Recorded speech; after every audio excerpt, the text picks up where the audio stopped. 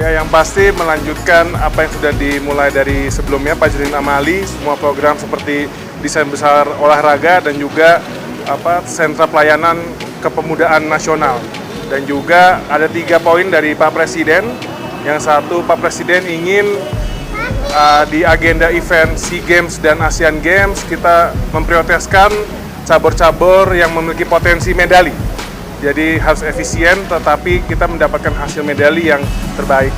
Dan kedua, arahan Pak Presiden ingin liga-liga pertandingan olahraga itu masif dilaksanakan di level tingkat pendidikan, sekolah, dan kuliah.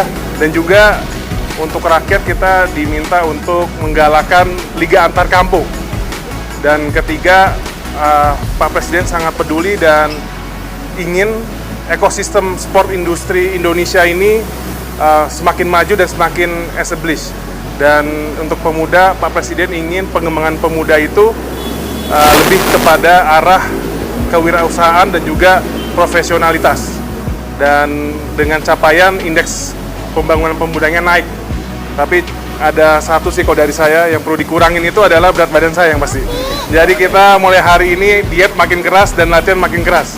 Mungkin nanti kawan-kawan wartawan bisa ikut latihan di Kemenpora. Kalau dari Partai Judin Amali ada kerjaan rumah yang belum selesai, misalnya persiapan Indonesia jadi ketua umum tuan rumah FIBA dan sebagainya itu. Jadi event olahraga. Siap. Ke depan kan ada 7 event internasional. Salah satunya Indonesia tuan rumah di bola basket dan World Beach Games. Pasti apa yang sudah dimulai ya tentunya otomatis akan kita teruskan dan juga maksimalkan pelaksanaannya. World Beach Games di Bali ini antisipasi gimana supaya nggak terjadi yang Piala Dunia U20 kemarin penolakan Israel terjadi lagi?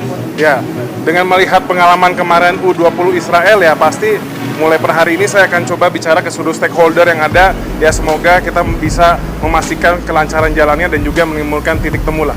Ya mungkin karena kita anak muda semua kita temui. Tapi dari Mas Gun sendiri melihatnya ada permasalahan ya kalau memang negara-negara yang dianggap tidak harus datang dari Israel. Saya sesuai dengan apa yang sudah dibicarakan Pak Presiden bahwa harus dipisahkan kedua hal itu, walaupun hal ini adalah suatu kompleksitasnya tinggi ya, tapi memang kita akan usahakan yang terbaik.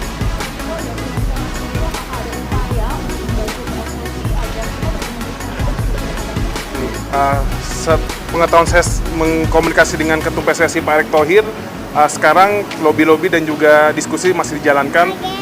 Yang pasti pemerintah dengan tupoksi dan kemenangannya pasti kita selalu support dari apa yang dilakukan Ketua Umum PSSI. Tadi kan kemarin malam ditelepon sama Pak Jokowi yang membuat Pak Dito akhirnya milih buat ngambil itu apa? Ya nggak mungkin nolak juga mas.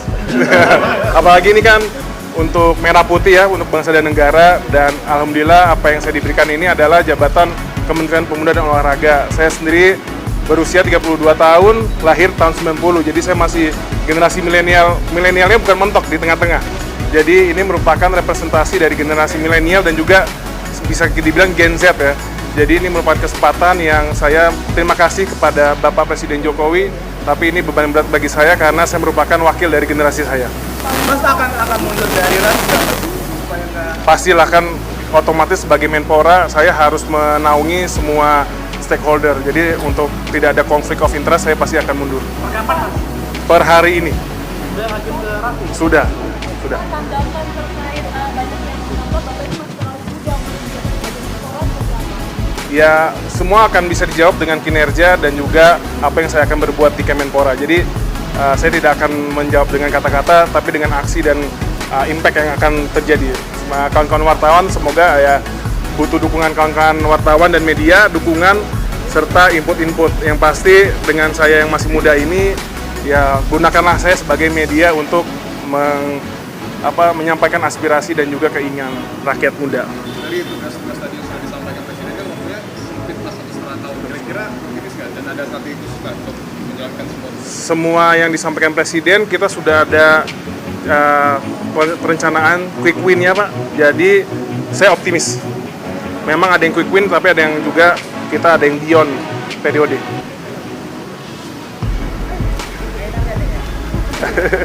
Tadi ya. Cukup?